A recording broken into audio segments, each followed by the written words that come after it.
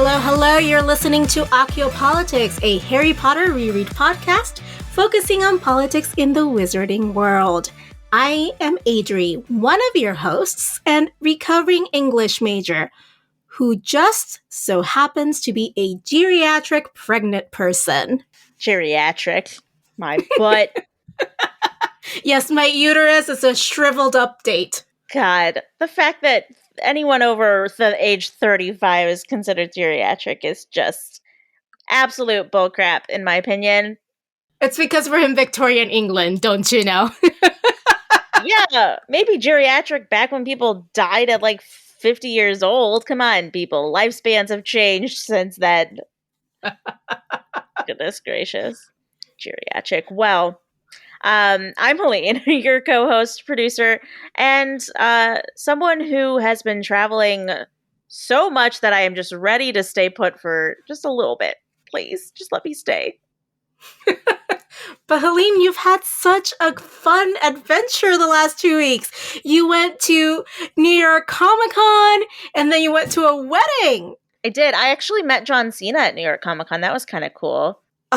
Bearing the lead here. Yeah, he was very large and intimidating. I mean, I'm a small person, but he was a nice guy. And then I went to an authentic Indian wedding in Pittsburgh. The whole 9 yards, like groom rode in on a horse, there was ceremonial dancing. It was just beautiful, and the food is fantastic. But I only had 2 days in between them, and then I have another wedding in Nashville in like 3 weeks, and I just like want to not move forever. As a person who's dealing with creating human life within me, which is apparently very taxing on your, I don't know, life force. You don't say. I don't know. I'm just saying. I'd heard this before, but I am experiencing it now. I'm just like exhausted by just listening to you. Yeah, I mean, I can't imagine being pregnant, so I think you have the short end of the straw, honestly. It's a lot to put your body through. You know, but at least I did it willingly. Yeah, you chose it, but it doesn't make it any less hard. Yeah, I was telling Seth, I was like, this has made me more pro-choice than ever. Like, I really wanted this. I wanted to, like, start trying to have babies. I wanted to have a child, and this still fucking sucks. Like, I cannot imagine doing this unwillingly. Yeah, I mean, one of the main reasons I don't want kids, other than the fact that, like, I just don't like them. Except podcast baby.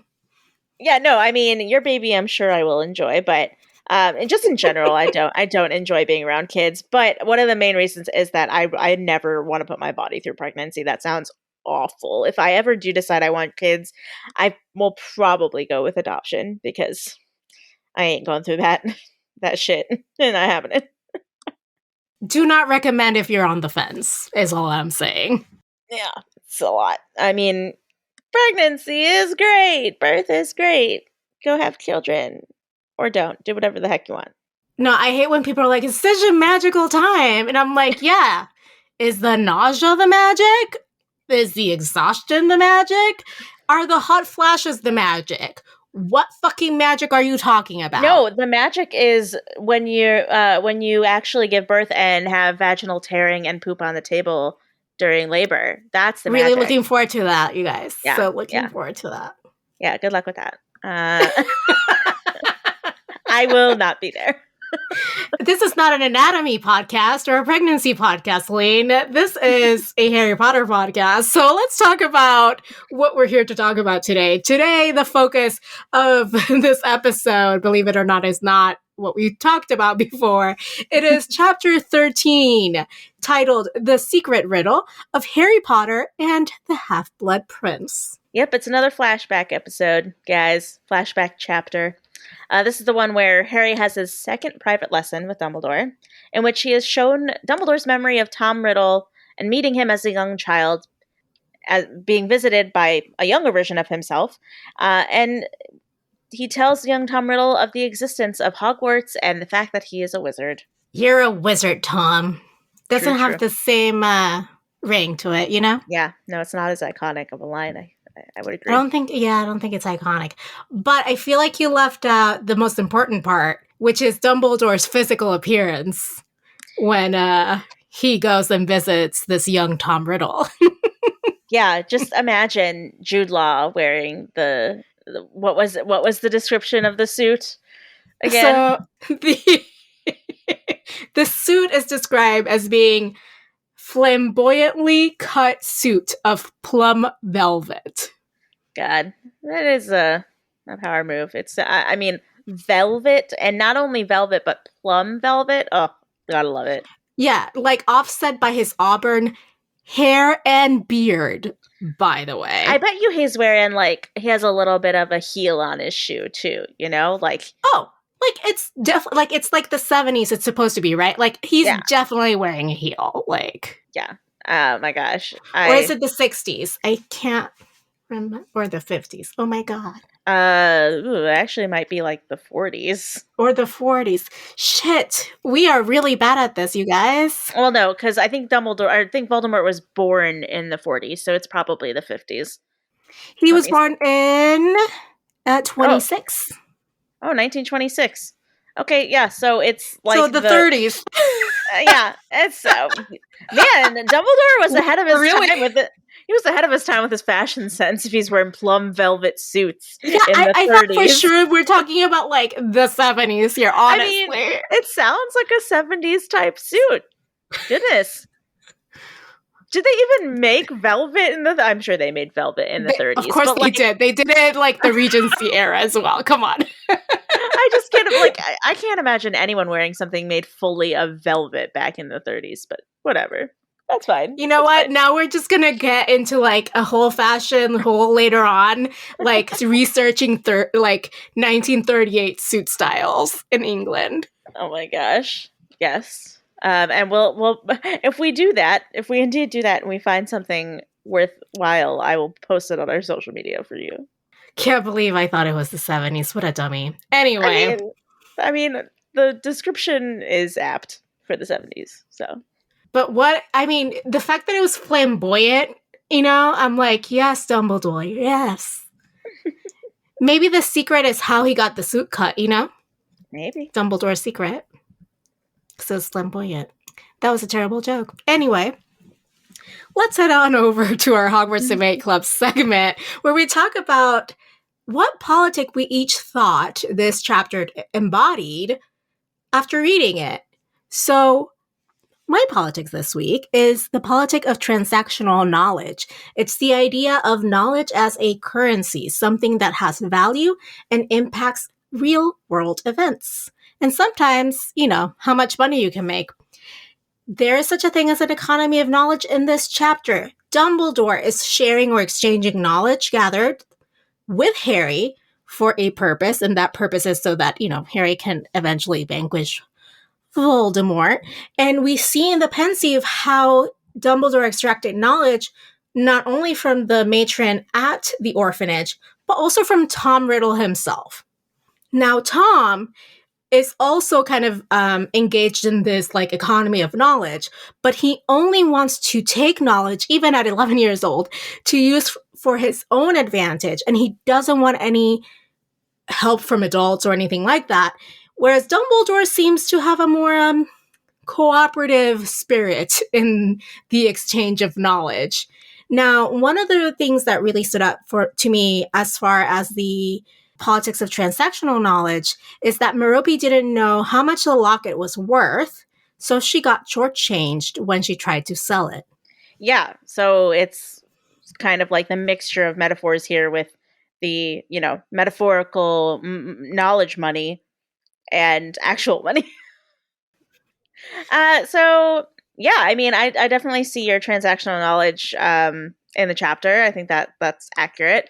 I went for more of a psychology-based approach here.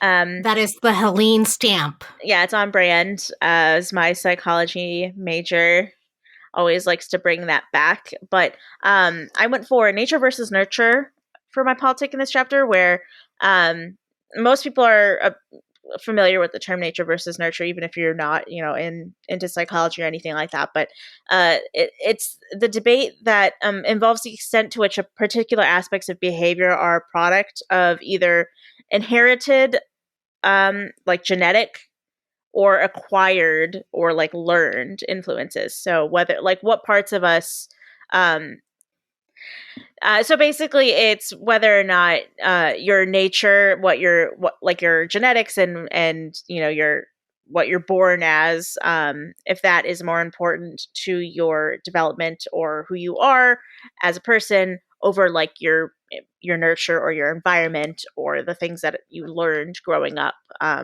because of like what you were surrounded by. So, I mean, there are many studies of identical twins being separated at birth and then brought together into adulthood, and seeing if their individual environments that they were raised in are more of an influence on who they became as older people, or whether or not like their nature, their fact that they're identical twins and like they were born with the same DNA, if that is more influential over who they become. So the classic nature versus nurture debate.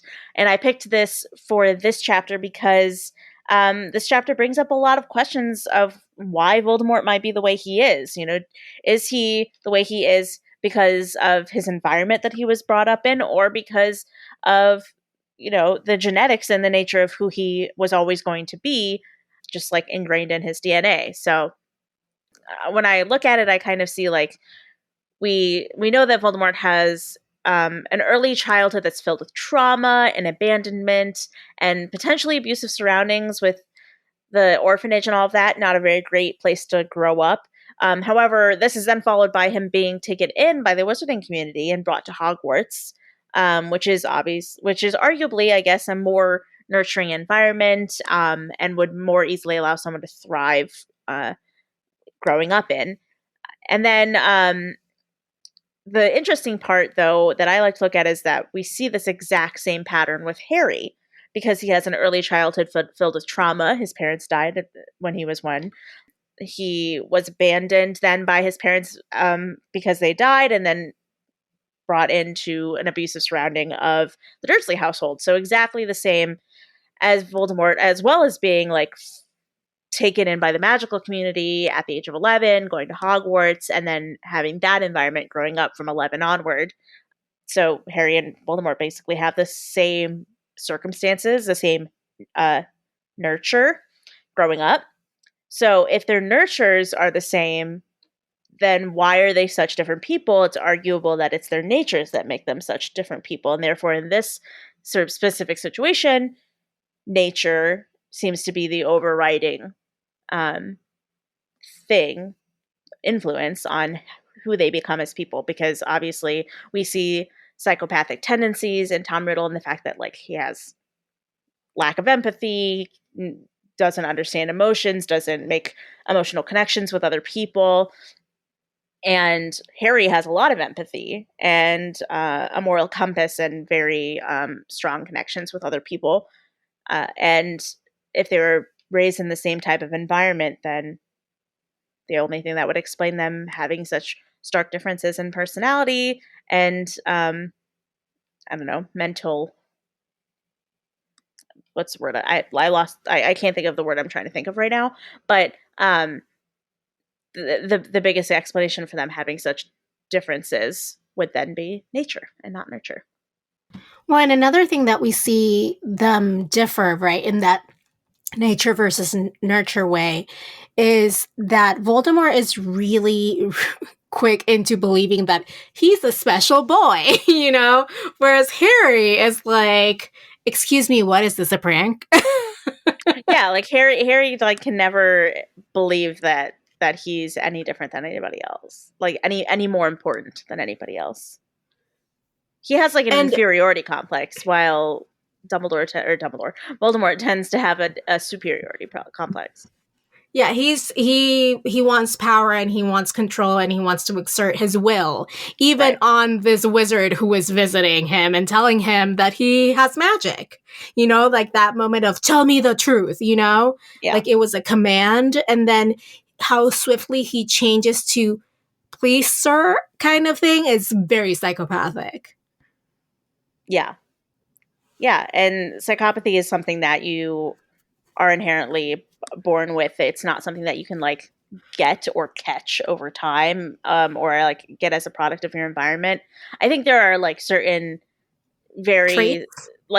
certain very specific like traumas in very specific stages of your life that might trigger more of those tendencies. Um, but I think it's definitely something that is kind of in your genetic code from birth. Which is kind of the argument that the series makes, right? That Yeah. it's their nature, not their nurture, that makes them who they are. Yeah. Specifically, Harry and Voldemort.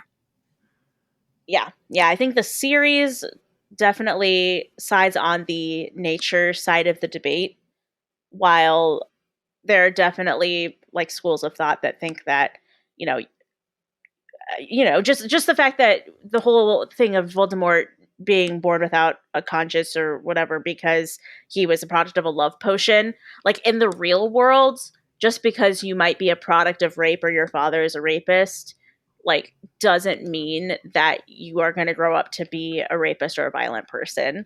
Or, And therefore, born with psychopathy. yes, exactly. Normal things. So nature isn't always going to be the thing that people point to in terms of like what makes you who you are.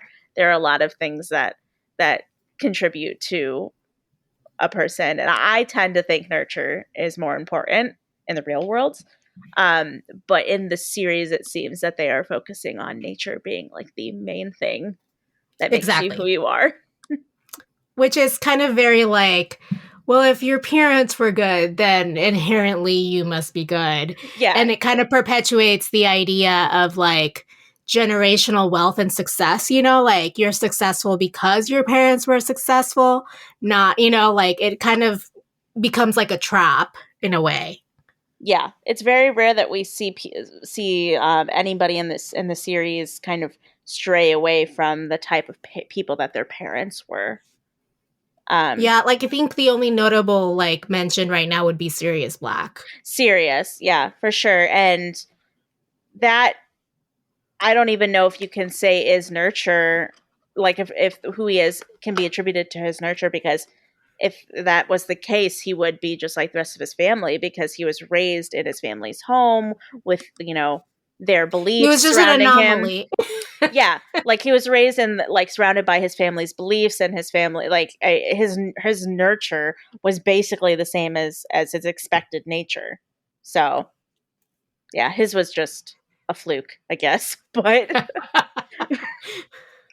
yeah, that is it was a lot. I spoke for a long time, but it's just very interesting to me, especially I also like kind of thought about Snape a little bit too, because Snape has been kind of compared to Harry in terms of like their like what they went through growing up, Mm-hmm.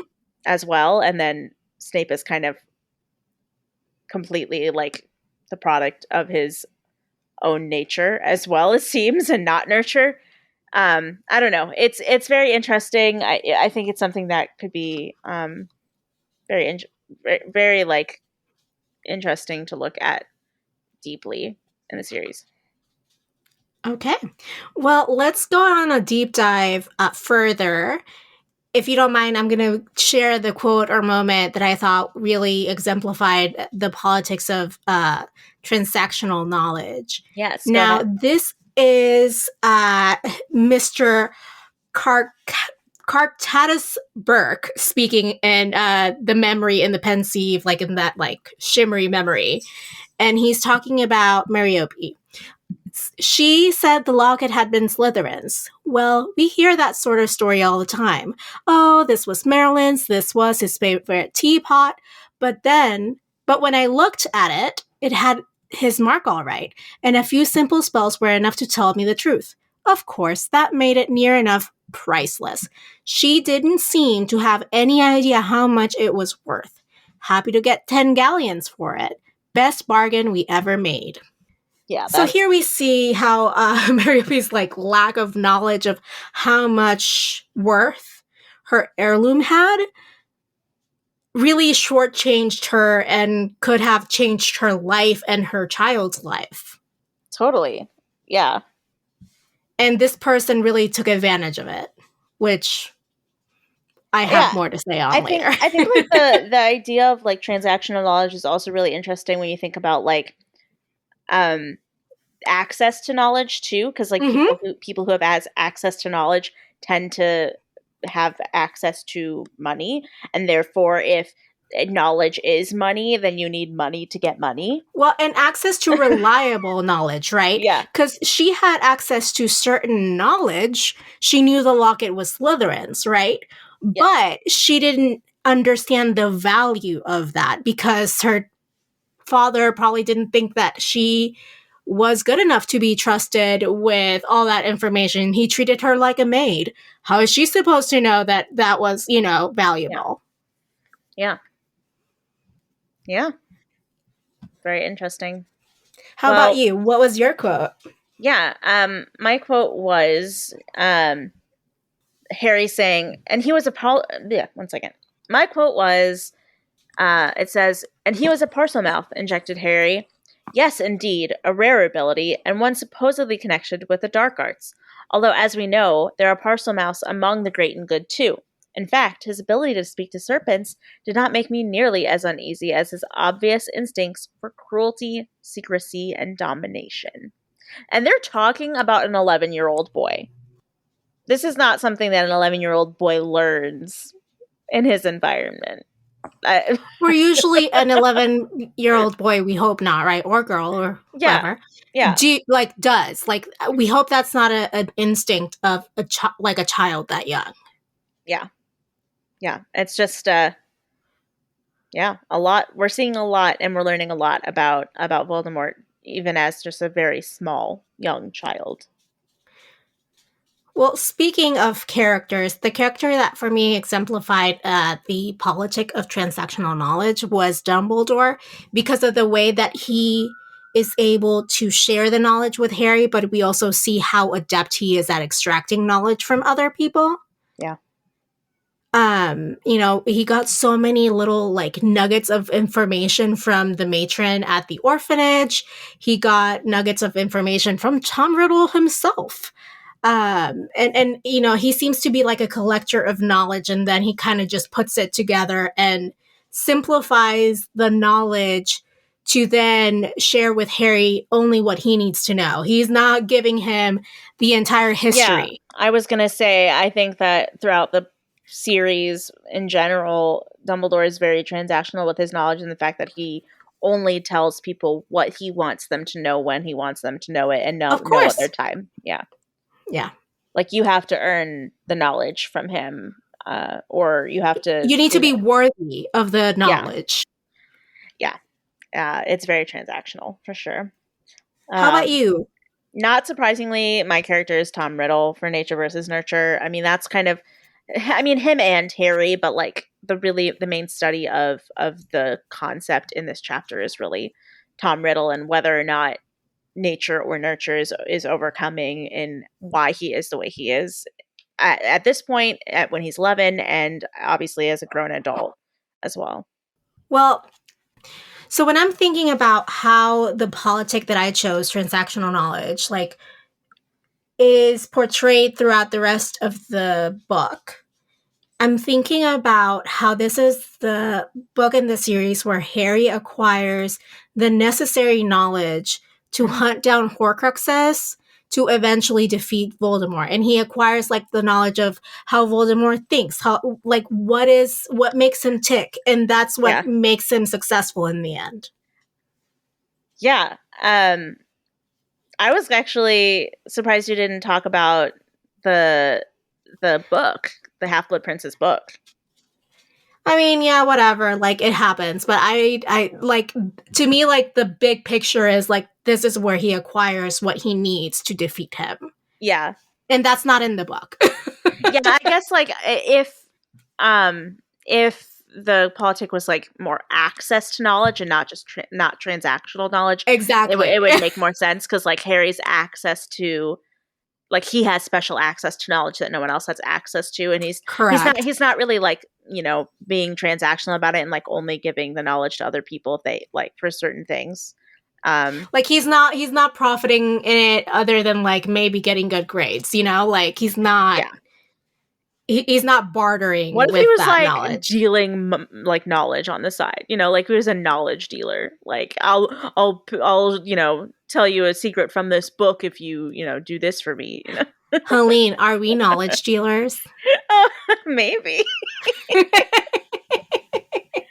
Oh my gosh! Do I have to file taxes for my knowledge dealing? I mean, as long as you don't get money from it, I guess. All right, Helene, what is how do you see nature versus nurture throughout this book? Malfoy is mainly where I see it because we see like Malfoy's internal struggle in this book about whether to do what is right or like to kill Dumbledore, which is arguably not right, when being pressured by his family and his immediate environment to become a murderer, basically. Well, and I think like we have like in the nurture, we have like Narcissa knowing that this is a suicide mission and she really doesn't want him to do it. So that's part of like that. Yeah, that he's basically the entire book he's kind of struggling with his nature of, like he internally really does not want to murder someone. It is not in his nature to just want to murder people. But his nurture, his environment is telling him this is what he has to do. And so he's kind of struggling over that. So it's interesting. And you know what is also interesting? What we liked and didn't like in the chapter. I think that's interesting. I don't know about everybody else. Well, I think it's interesting. So, and you and I are having the conversation. So let's go. True. Helene, what was your Dementor or, the thing you didn't like in the chapter? Yeah, there was a line in this chapter that kind of hit me the wrong way, and maybe you can help me unpack a little bit why. Yes, I want to talk about this so bad. Yeah, so my Dementor is the idea presented in this chapter that the despair that comes with unrequited love can sap someone of their magic. So like the specific quote in the book is, of course, it is also possible that before I get into it, this is about Merope or Merope or however you say her name.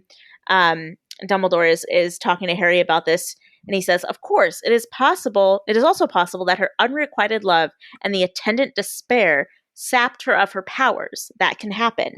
Because it talks about, like, Harry asks why she didn't use her magic after Tom Riddle's dad left her and, she had this baby and she died in childbirth. And Dumbledore is just like, probably because she was so sad that she, had this unrequited love that she lost her magic. Like that, just so like my Dementor is the fact that you can literally lose your magic in this canon, in this world, because you're sad that your boyfriend broke up with you. All right. So I know that that's what the quote says, but I read it a little bit differently, and this is why I was so excited to talk to you about it. Oh, okay. So Dumbledore says that, like, and he's like, I think oversimplifying it. Right. I think what it means is like that your mental state can affect your ability to do magic. For instance, we've seen this, and we talked about this in like Snape's classroom. Why can't Harry be good at potions when Snape is teaching, but he can like be good at potions when he has like a supportive environment? So like his environment, like this environment affects his like mental health, which affects his ability to do magic in the same way that Neville's environment affects how well he can do magic, especially when everyone thought in his family that he was a squib. Like, you hear it long enough, you start believing it, and you don't have like that confidence in yourself, right? So that affected Neville's ability for a very long time. And it wasn't until he found a supportive group like, Dumbledore's army that he started to blossom into the wizard he became. Right? He was always really good at herbology, but he felt like at home there, right? Like he has a supportive environment. And we also see that also even in Merope, right? Because she was like in an abusive household and she was always stumbling with her magic in that abusive household. So we've seen like a multiple instances of witches and wizards who struggle a little bit with their magic, or in certain environments where their magic is being tested because of their lack of support or confidence or their mental state.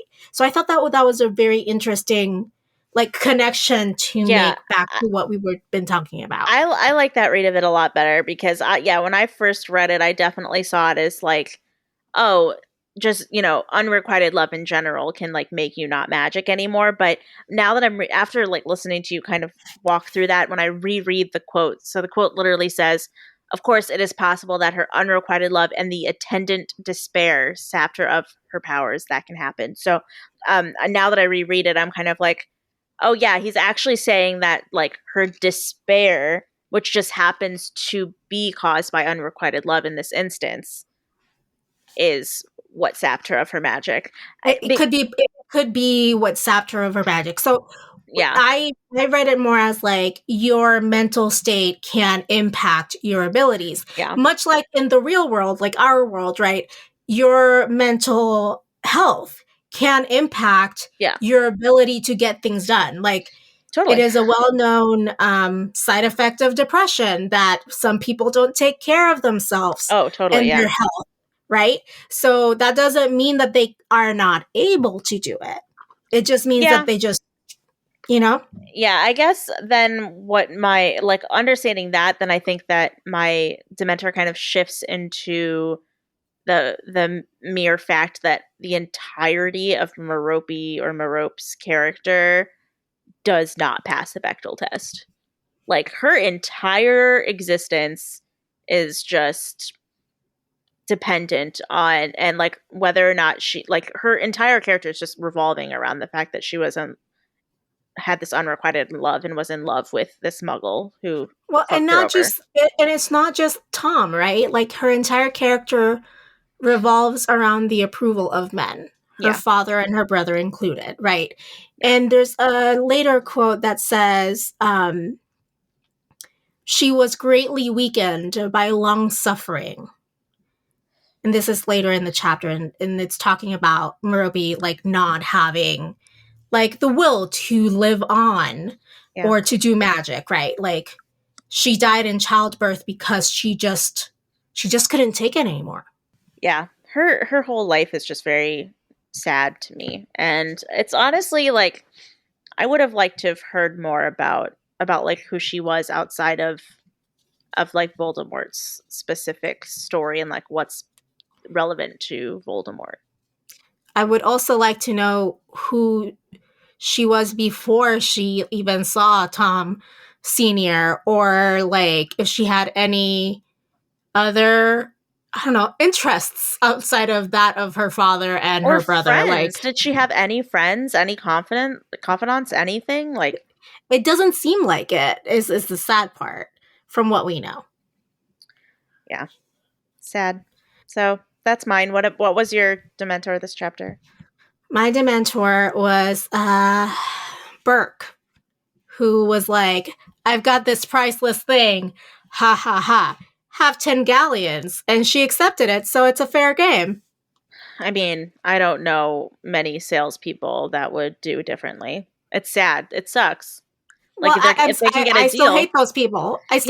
People. Yeah, no, I mean, it's fair. Like, if they can get a deal, they're going to get a deal. And if they can, not tell a person that what they have is worth more than what they're willing to give them, then they're going to do it. And it sucks. I hate everyone. This is it. That's that's it. That's the tweet. Anyway. Yep. What don't you hate? But let's move on. Let's move on. You don't hate chocolate? I love chocolate so much. Even now that I'm pregnant. Who knew? Who knew? Chocolate. Well, I really loved Harry's empathy towards Voldemort. Even if it was fleeting, like he was like, oh, kind of like feeling sorry for Voldemort, Yeah, and and Dumbledore kind of. Dumbledore like calls him out, and he's like, "Are you feeling sorry for Voldemort right now, Harry?" Like, But he didn't. I don't think he meant it in like a derogatory way. He yeah, just meant it like, I see you. I see that you see that. yeah. I mean, and I'm not surprised that Harry feels empathy towards Voldemort in this moment because, as I pointed out, like their experiences are very similar. Like, I wouldn't be shocked if Harry saw himself in Voldemort in this instance, and therefore felt some empathy toward him because he can relate to like the way that he was brought up. Of course, of course. So, what was your chocolate, Helene? Yeah, mine was just, I mean, the psychology major in me, the psychology lover in me, just really enjoyed getting to have a deeper look into like the person that Voldemort was before he became like Lord Voldemort, before he came to power, and how he might have gotten to that point. Because, like, as I've mentioned so many times on this podcast, I love true crime, as I know you do, because, like, I like to, look at why these people did these horrific things. Like, what brings a person to that point? What makes that person who they are, and makes it so that they want to kill people. And I got kind of my little true crime junkie fix in this chapter a little bit. Yeah, we just need like the other blanks to fill, right? Like we got the beginning and the end, but Yeah. what about the middle? Well, I mean, we'll get a little glimpse of the middle of like Riddle in school in this book. Mm-hmm. So I'm interested to kind of dive deeper into those moments too, and see what we can dig up. Can't wait. Can't wait. Yeah. Well, this is the place where we thank our lovely patrons for making it possible for us to keep making this show and pay for all our podcasting related fees and subscriptions. If you, dear listener, are not a patron but would like to join, you can hop on over to patreon.com/occupolitics. Yes, if you do that, then $2 a month is going to get you access to some bonus content that we do for every single episode. And if you decide to donate $5 or $10 a month instead, then those tiers are going to get you some physical rewards, like things you can actually hold in your hand or like stick to your computer or put in a recipe book, for instance. So get on it, go to Patreon, and look for Accio Politics and pledge today. Well, speaking of today, today's Patreon exclusive content is a discussion on Dumbledore's teaching style. I do love a Dumbledore discussion. I know. I knew. I was like, Helene's going to be so psyched to talk about Dumbledore. So this is the part where we normally read all the answers to last week's question, but because I was off, it didn't happen. I didn't put it on social media. I'm sorry. But we have a new question for you guys this week, and that is, do you think Voldemort is a product of his nature or his nurture, and why? So we're going to be posting this on all of our social media channels on Monday, the day that this episode is released.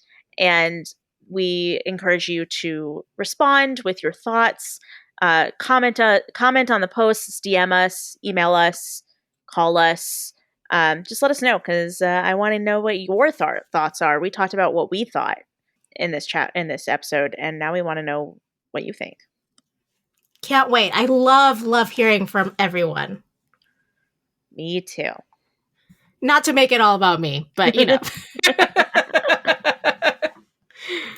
All right, Helene, it's time for that lovely segment at the end of our show where we talk about the media we've been consuming that is not Potter related.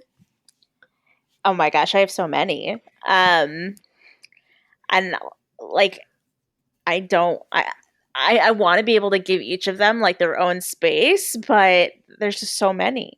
Okay. Go. Okay, so the main one I want to make sure that I bring up and tell everybody about, which I'm sure everybody's already heard about it before, is Squid Game. I'm sure you've heard about it. It's like on track to be Netflix's most successful original show ever. And I watched it, I binged it in a weekend. It's worth it. I really, really like it. Have you seen it yet, Adri? I have not yet. No, I Okay. have not had the time. I'm planning on watching it again because so for context, it is a Korean TV show about basically, like, if you've seen Parasite, it is kind of similar to that, in which it's a like thriller horror story about economic class and wealth disparity in Korea. And on Netflix, when you start watching it, it defaults, at least in the US, obviously, it defaults to English dub instead of Korean. And so I decided to watch it with an English dub and English dub subtitles. But I enjoyed it a lot. Obviously, I really liked it. But I've heard from a lot of different like news sources and people that watching it in Korean with like the English translation subtitles instead of the English dub subtitles is a different experience. And I did notice that the subtitles were different between just like English translation and English dub subtitles. They are slightly different with slightly different words. I didn't think when I was first watching it, I didn't think it would be like that big of a difference, but people are saying that it does make quite a big difference in terms of like the acting and how the words are interpreted and things like that. So I think I'm going to go back eventually and rewatch it in the original Korean with the translation subtitles instead. But it is very captivating. Obviously, the premise is like a bunch of people in Korea who have lots and lots of debt are asked to enter this game where they play children's games like red light, green light, things like that. Like very, very like games you only play as children, like marbles and stuff like that. And if you lose, you are murdered. But if you win and you survive all the games, then you like get like $400 billion. Like it's a ridiculous amount of money. And so yeah, Capitalism, man. Yeah, high stakes, interesting premise, really relatable and likable characters.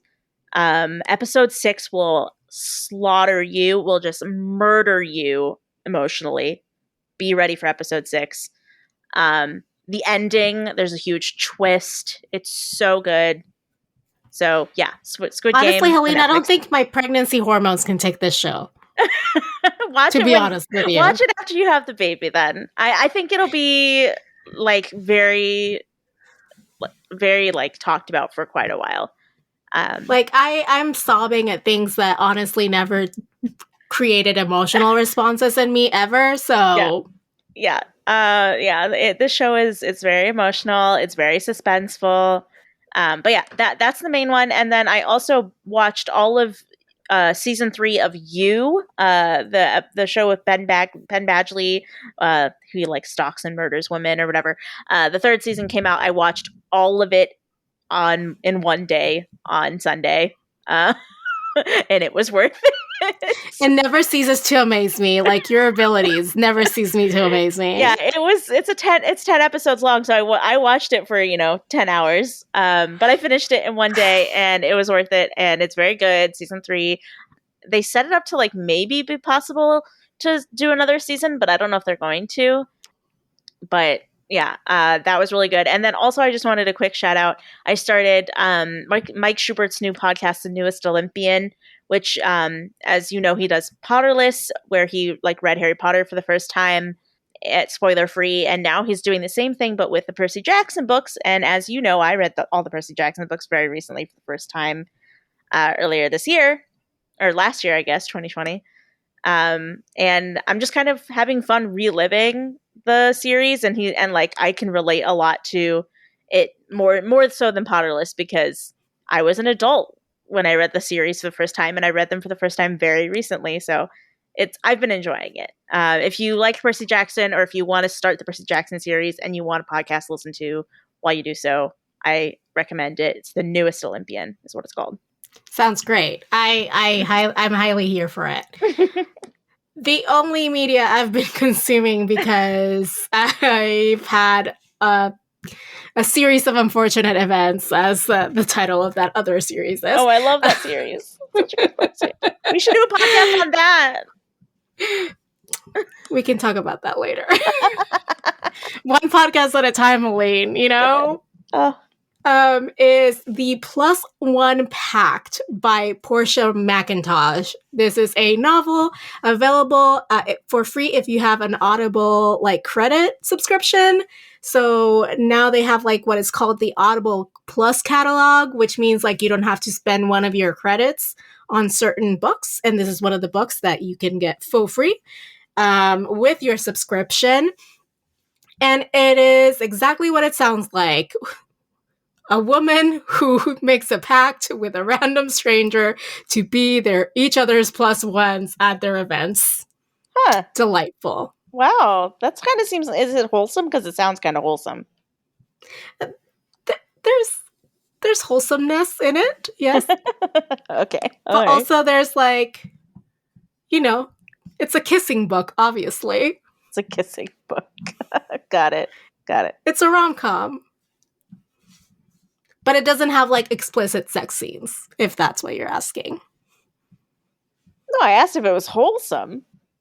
Well, that's what I'm saying. It doesn't have explicit sex scenes. There's a suggestion of what happened, but there's not Got it. the whole thing in detail. Okay. All right. It's what we call a closed-door romance. And I could do an entire podcast of just recommending different stuff that I watched or read or listened to.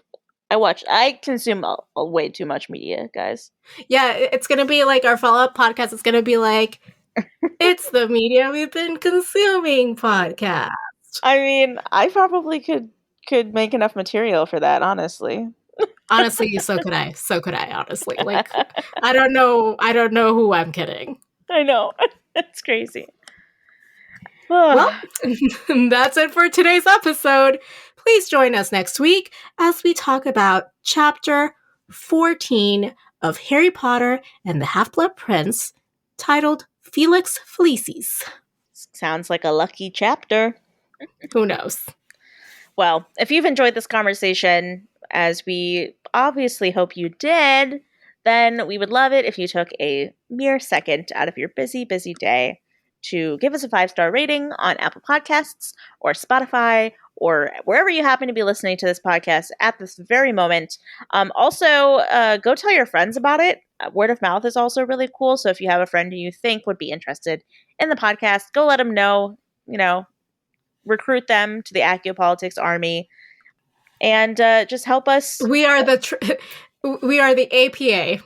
Yeah, exactly. And help us achieve our lifelong dream and goal of world domination, one person at a time, one listener at a time, one 5-star rating at a time. Well, I thought our goal was to be universally well-liked, so I don't know if our goals are in alignment. I mean, in order to achieve world domination, it helps for you to be universally well-liked. I see your point. We're no Tom Riddles. Nope. We want to lead by fear and by love and respect and not fear. Is what I meant to say. Yeah, we lead with love and respect and not with fear. Well, until then, politics managed.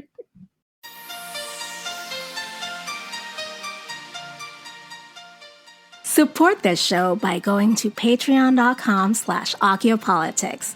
Our patrons keep this show going. You can find us online at Accupolitics.com, and we are at Accupolitics on Twitter, Facebook, and Instagram. You can email us your thoughts at info@Accupolitics.com. Leave us a voicemail at 915-996-1699, and you might just hear yourself on the podcast. Adriana Wilson is the founder and creative director of the podcast.